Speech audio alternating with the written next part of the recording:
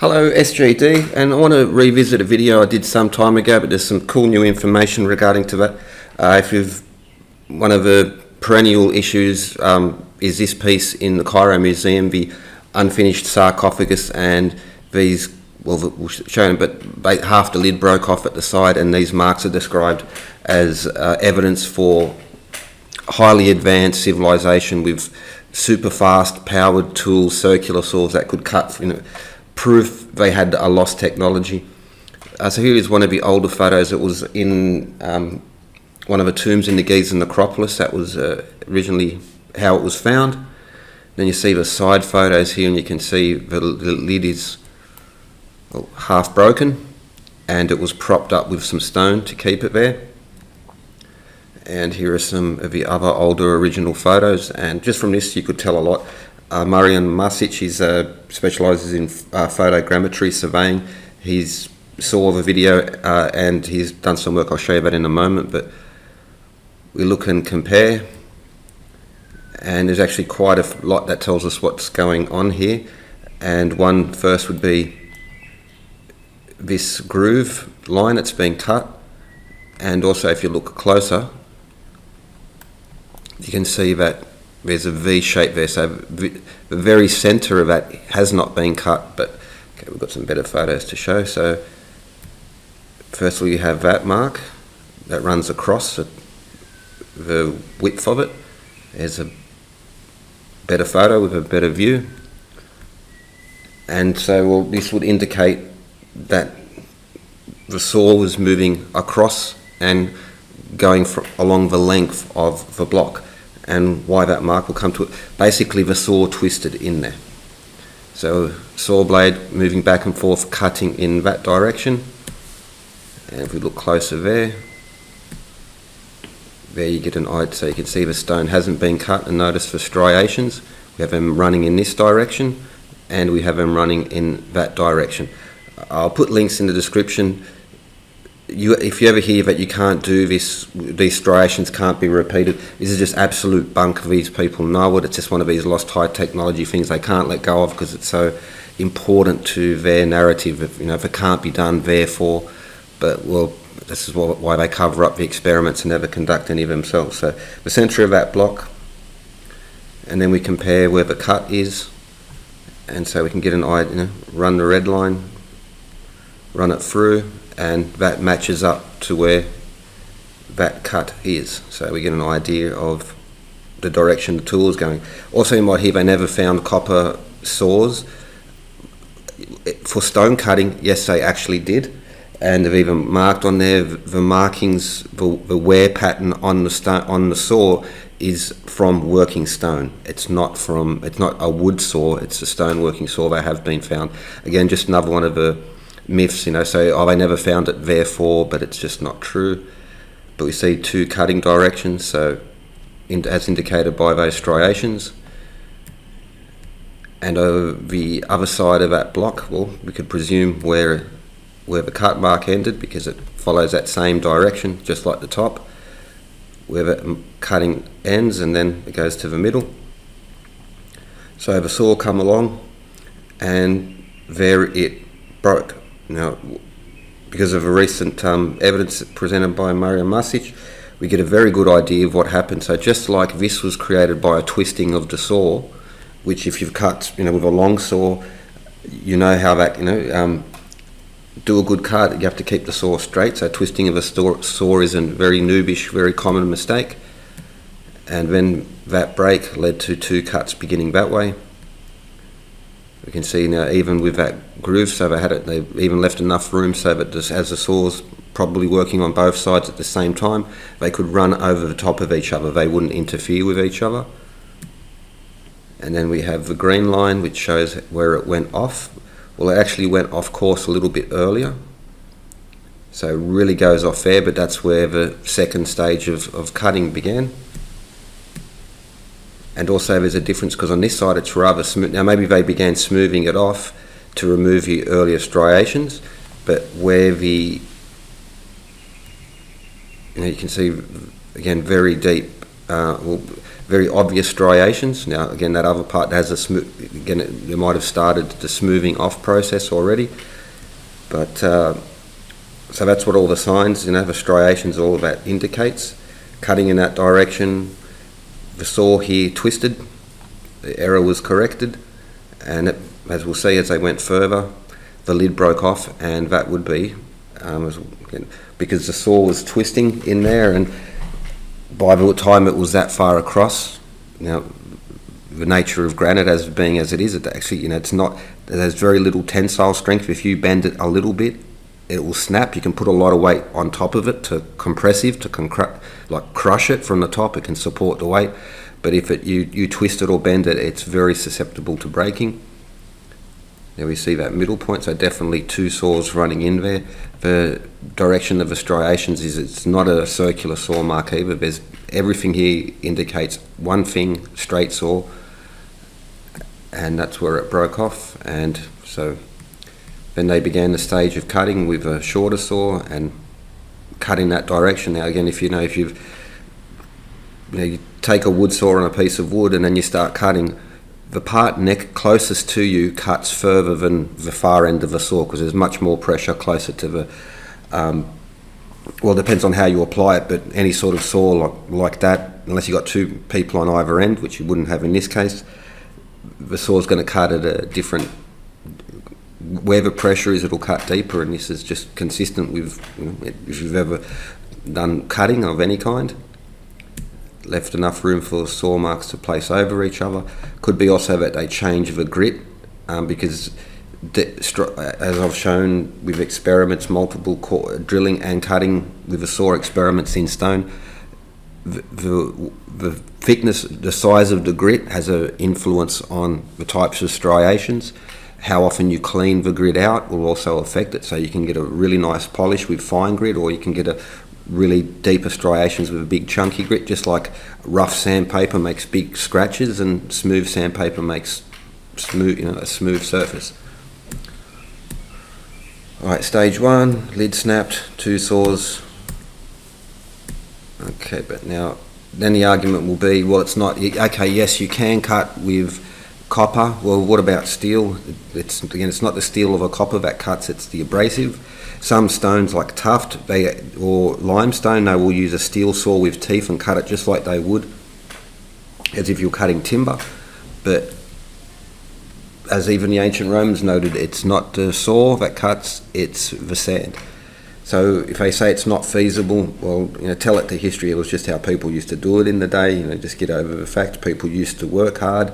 They were working stone before modern power tools, but in the period when they were still taking photographs. So put the links in the description. So, and also the experiments. Now, I've created a curved cut with a straight blade as well, and the striations, they've all been repeated. Again, these can be repeated. It's just that the people who pose the questions, who have a profit benefit, don't want to supply the answers, and they certainly won't ever do an experiment, God forbid. All right, now this is his Twitter page, Marián Marčiš, surveyor, associate professor specialising in photogrammetry and laser scanning of cultural heritage. All right, now here's his video where he's, okay, let me just get off the volume there. Alright, so here he's got the photos. He saw what I had proposed, and he's went and used his magical science abilities to basically confirm to what I said earlier, what I'm saying now. So you see, even earlier the saw, before it deviated off, obviously there is a curve in the surface. The saw was absolutely bending in there. And again, so you can just to confirm that direction of those saw marks. Again, he was able to go in there. He took 2 points to confirm that it was a straight cut. We have straight striations and a straight cut, not a circular saw. Again, just all the indication, all the evidence points in only one direction in regards to this. And because it's on its side in the museum, you could only do the top bit, but again we see that's reflected in the bottom because we've got the same markings going on there. We also have that groove that was cut out along the way, again as I proposed. It was a straight saw going back and forth and moving along the length of the sarcophagus. And here we see an ideal plane of a cut, ideal, but note, and I'll just pause a moment. So we have by meters. So where the purple bit is, that's that's 1.2 inches. So that surface, when the apparent, super advanced machine was still working before, it was deviating. You can even see from the photos that it was clear, wobbling back and forth. It was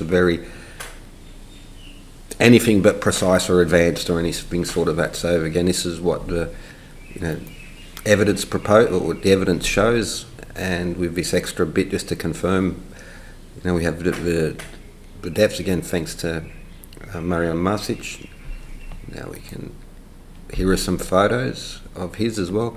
So there was a scratch line in there, the intended cut, diagonal cut began after the breaking of the lid, but also before. So as I was running along, there were lots of deviations already between that point. It was anything but straight. Just before the lid broke, they had gone off by 3 centimetres, and there was a serious deviation. They attempted to return to the original line.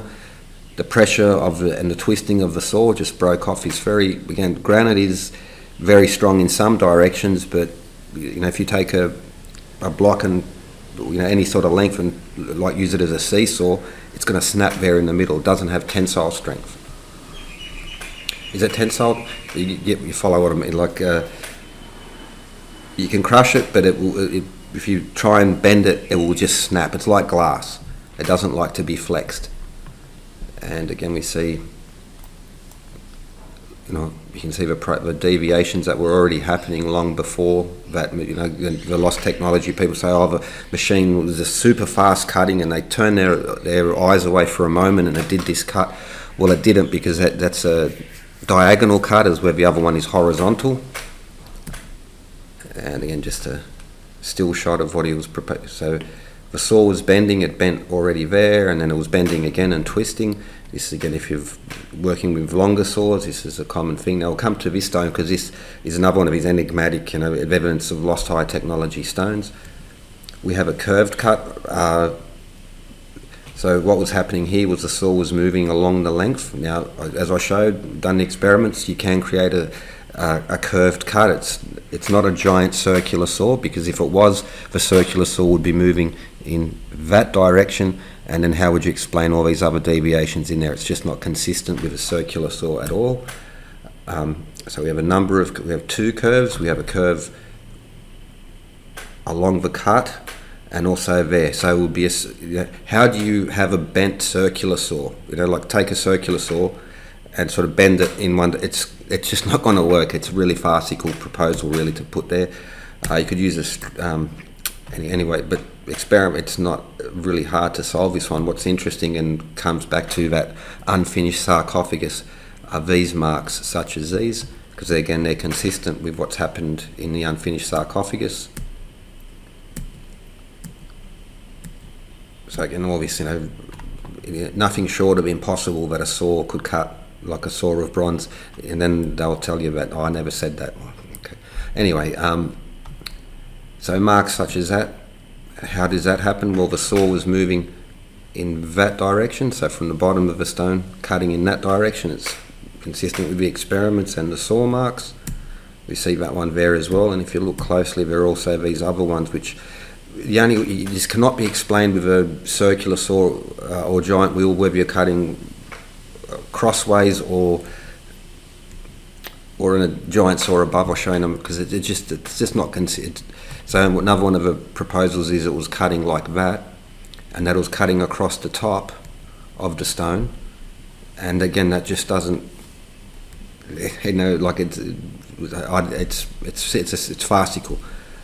But we have this mark here just as a reference, so we go back to these type of marks, which would be consistent with a saw moving in that direction, and the blade twisted, so just like the blade here caused that break.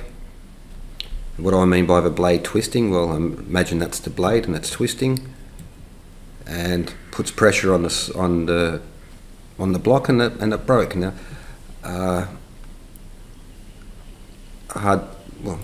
so we've got so that's the saw, and the tree is the sarcophagus. As you're moving the saw back and forth, the handle, you have to keep the handle, in this case, horizontal.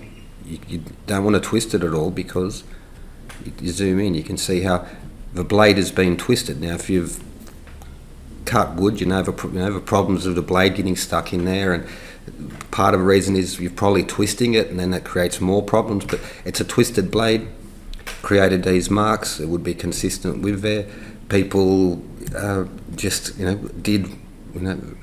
they used to cut trees with hand saws, and now they use chainsaws. They used to cut trees with stone with hand saws, and now they use mechanised versions of them. And even the mechanised versions, such as gang saws, are very, very slow. Cutting a big block of granite on these advanced new diamond-powered, diamond-toothed machines still might take days and days.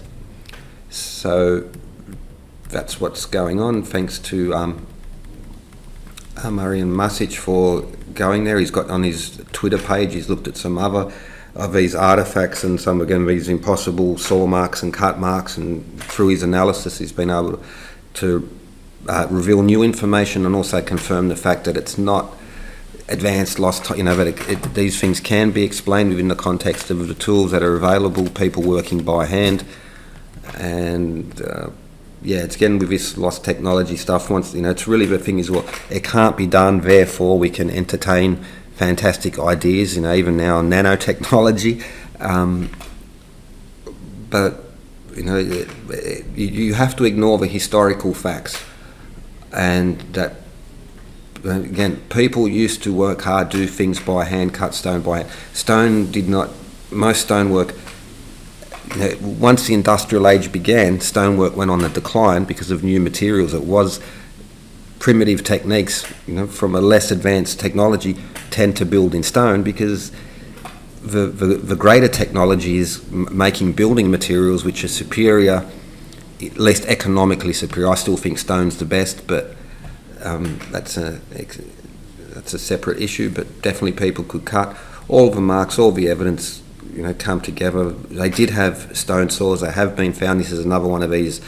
It hasn't been found, therefore.